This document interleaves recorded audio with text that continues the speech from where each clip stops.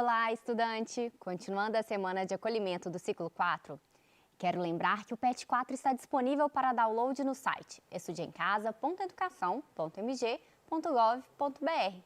Quem está conosco é a professora Viviane Soares de História. E nessa aula nós vamos retomar o tema Brasil Imperial, que foi necessário para que os alunos pudessem resolver os exercícios do PET 3. Não é isso, professora? Isso mesmo, Bruna. Essa semana nós vamos trabalhar com, mais propriamente dito, a economia nesse período do Brasil Imperial. Então, ficou alguma dúvida, alguma questão que não tenha sido compreendida? A hora é agora. Nós vamos resolver as questões para que as atividades que foram feitas no volume 3 do PET estejam corrigidas, estejam todas certinhas. Vamos lá? Então, qualquer dúvida, qualquer questão que ao longo do período em que você desenvolveu a atividade tenha surgido, é possível resolver aqui agora. Então, se você está com o seu material aí, já vai acompanhando todas as questões, porque a gente vai corrigindo aí, tá bom? Então, olha, a primeira semana, o nosso tema foi Economia no Brasil Imperial.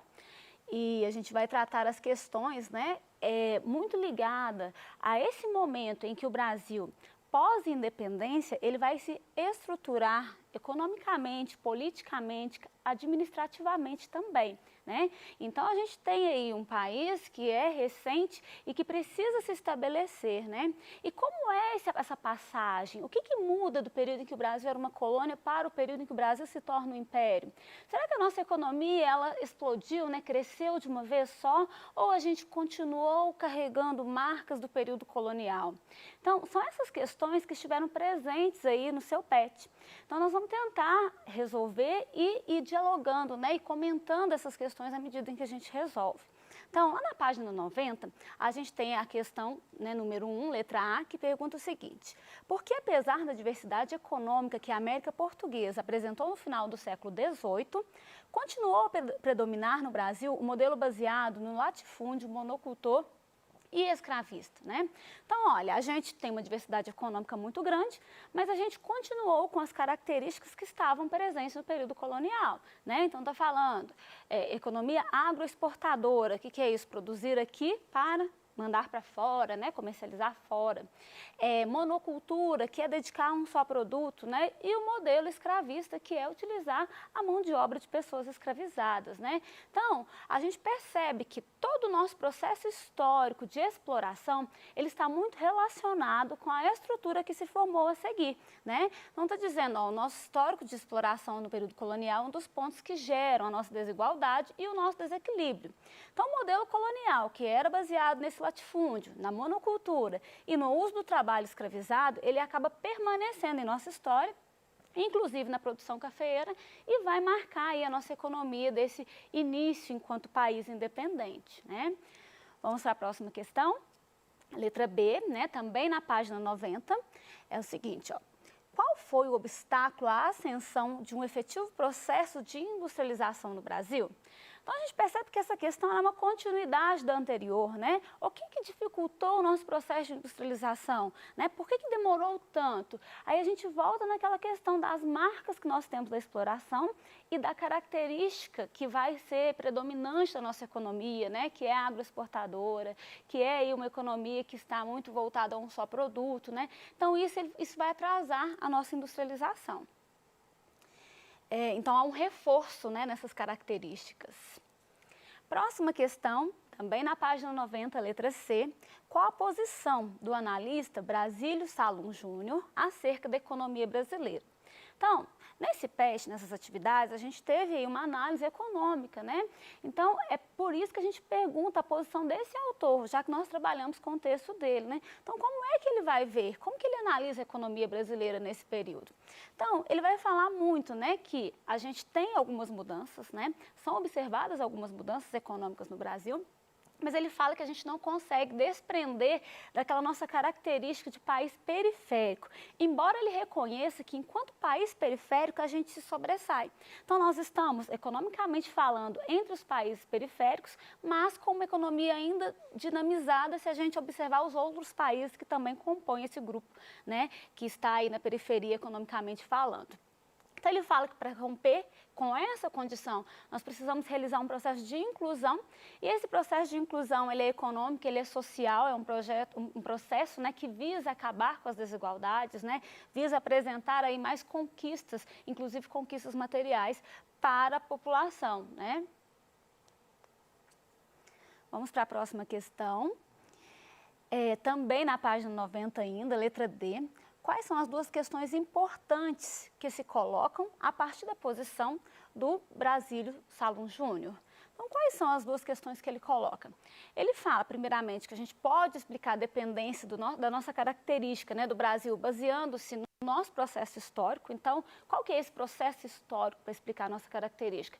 O processo de exploração, né, dos longos anos de colonização, de não haver nenhum tipo de ação para se desenvolver essa colônia, de ação de povoamento efetivo, né, naquele momento. Então, a gente entende aí que a colônia ela era como uma forma de retirar recursos, né? Então, esse processo histórico é um ponto que ele coloca para a gente, né?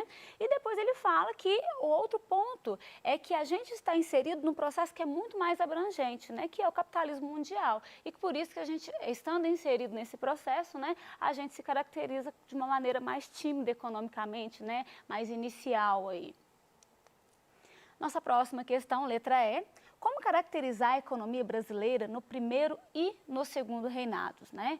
Então, nesses dois momentos, no período imperial no Brasil, é importante a gente reforçar isso, né? Desde a sua independência, então a gente começa tendo um rei governando, né? Dom Pedro I, e a gente tem aí um segundo momento, né? Que é um segundo governante, que é Dom Pedro II.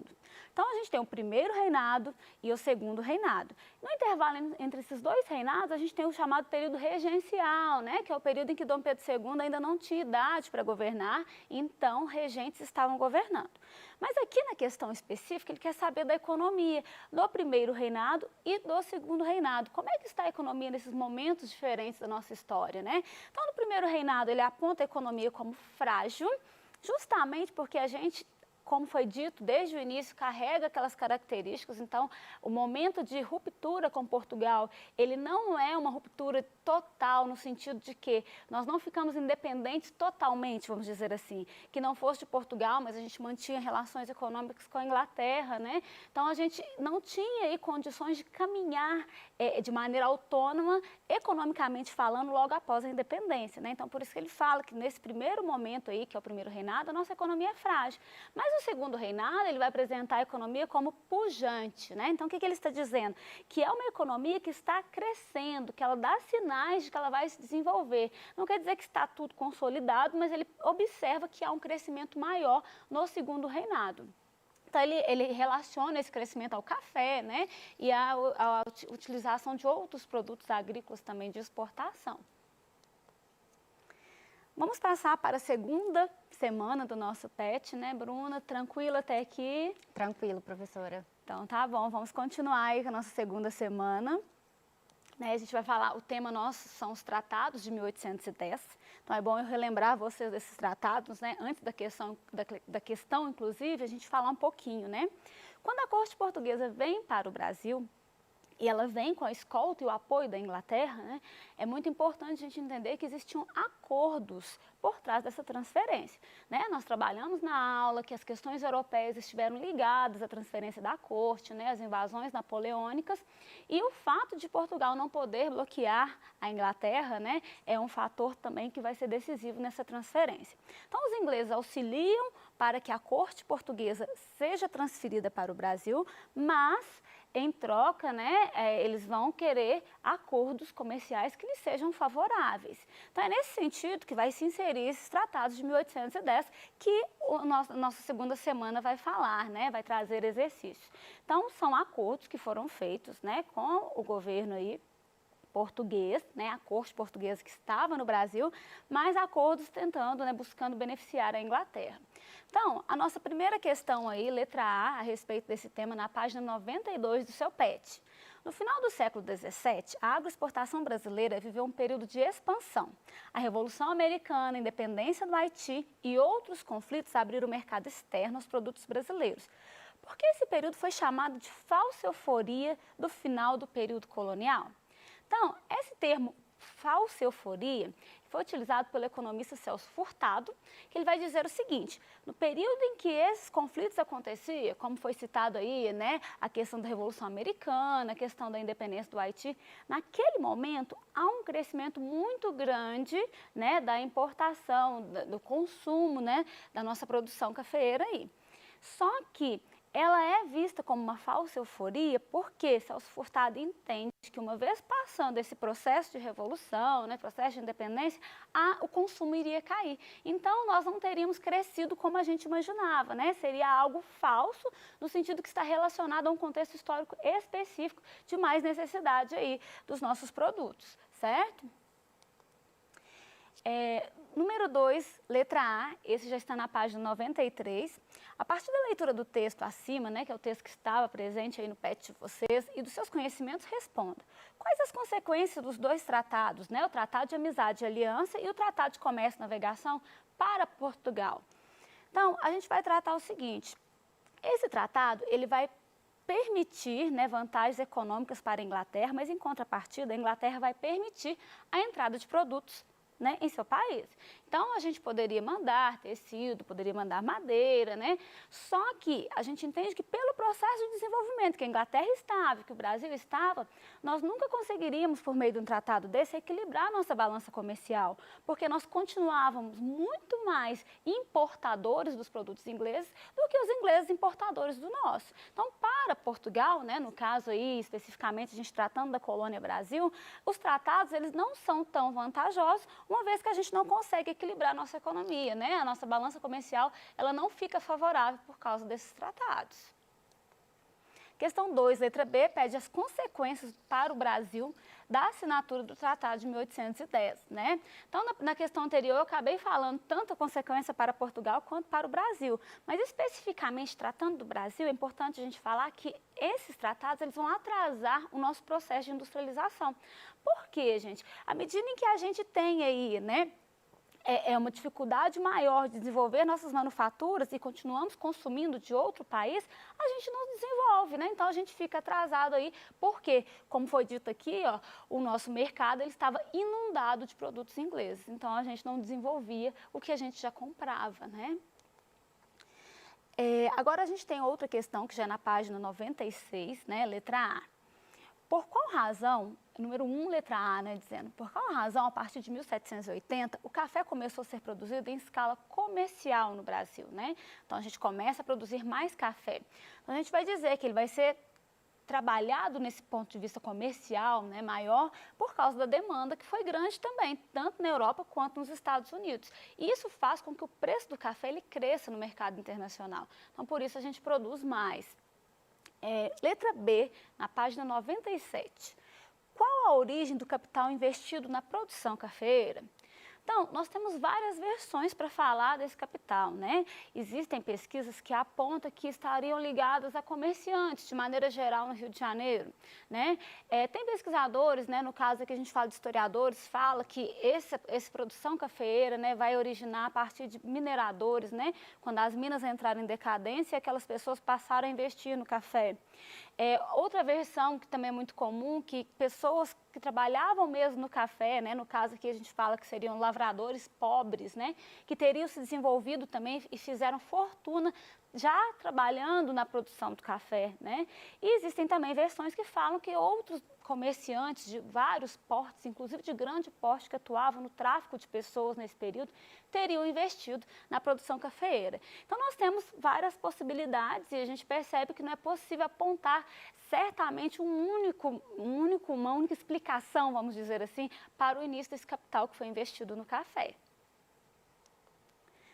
Agora, nós vamos para a semana 4, que nós vamos tratar, então, como tema, a Era Mauá. O que foi essa Era Mauá, né, gente? Vamos tentar lembrar um pouquinho mais sobre isso. A todo momento aqui a gente falou desse processo de desenvolvimento da nossa economia, né? Nós falamos aí a respeito das nossas características muito próximas do período colonial, né? Então a gente tem um contexto aí que é marcado pela exploração, né? Que é marcado pela dependência, que é marcado pelo uso de trabalho escravizado. Nós falamos também que esse contexto ele vai ser marcado pelos os grandes latifúndios, né? Que são grandes propriedades aí, mas com poucas pessoas tendo a posse, né? A questão de dedicar a um só produto também, tudo isso marcou nossa economia, né? Mas aí a gente vem com essa era Mauá. Que momento seria esse da nossa história, né? Quando a gente fala do processo de industrialização, a gente percebe que vários obstáculos são colocados para que esse processo realmente ocorra. Além do nosso histórico, a gente tem essa questão de consumir muito dos produtos, né, que vêm da Inglaterra.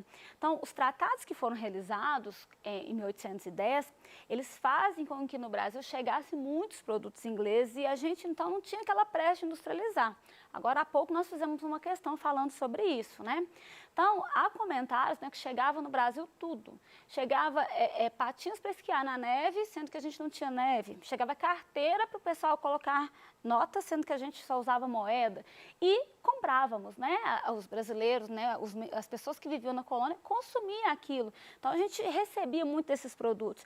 Então, isso é muito importante a gente compreender. Enquanto consumimos, enquanto importamos, nós não produzíamos, né? A Era Mauá, ela vai ser colocada para nós como um ponto para ajudar nesse desenvolvimento. Por quê? Porque ela se refere ao período em que o Barão de Mauá ele vai se desenvolver, né, vai desenvolver essa questão da indústria, né? Ele é um empreendedor, um homem promissor, né, um empresário que vai usar recursos próprios tentando fazer com que a industrialização ocorra no Brasil. Então, tendo como referência esse momento aí, vamos responder as questões aqui, né, corrigir. Número 1. Explique como o governo tentou equilibrar o orçamento do país. Então, aqui fala, né, que foi estudada uma reforma alfandegária para equilibrar esse orçamento, mas foi uma lei decretada, né, chamada de Tarifa Alves Branco, que vai mudar significativamente. Essa lei ela é conhecida como uma lei protecionista, né, porque ela colocava impostos sobre o consumo de produtos de outro país, né. Então, quando a gente fosse comprar de outro país um produto que a gente desenvolvesse aqui no Brasil, o imposto seria mais alto. Agora, se é um produto que a gente não tem, aí o imposto seria mais baixo. Mas ao criar impostos sobre a importação, essa lei ela acaba auxiliando aí, né, no nosso controle econômico, né, melhor controle econômico. Questão 2, explique por que o Barão de Mauá não obteve sucesso em seus empreendimentos, né? Então, a gente tinha um mercado interno pequeno, né, aqui no Brasil, para consumir o que era produzido. A gente tinha uma vocação, que já vem do período colonial, que é agroexportadora, então a gente parece que já acostumou-se com aquele padrão e tem dificuldade de romper. E o Barão de Mauá, embora ele fosse um homem à frente do seu tempo, tivesse muita vontade, ele não pode contar com apoio por parte do governo imperial, né? Então ele não pode contar com grande apoio. Isso faz com que ele chegou a falir devido aos grandes investimentos que ele fez. Essa questão número 2 está na página 100 do seu PET, tá? Então, pessoal, nós vamos encerrando por aqui as nossas correções, né? Eu espero que tenha ajudado a você a rever o que foi dito. Em breve, nós vamos chegar aí com um novo PET, né? Então, a gente vai ter o PET 4 com outras questões que pressupõe que vocês tenham realizado essas questões, essas atividades. Então, se você não fez, se ficou alguma coisa, né, por fazer ou incompleto, aproveite esse momento, reveja o que ficou para trás, né, corrija o que não ficou corrigido e se prepare para que possa receber aí o novo volume do nosso PET, né, com conhecimento do volume anterior, para que você possa dar sequência ao desenvolvimento da sua aprendizagem. Então, até mais!